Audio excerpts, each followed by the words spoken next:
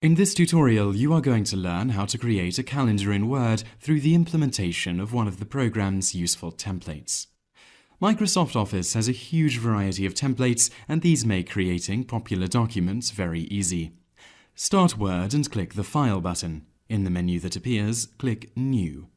On the right, a large collection of templates will appear. There is also a search box which reads searchoffice.com for templates.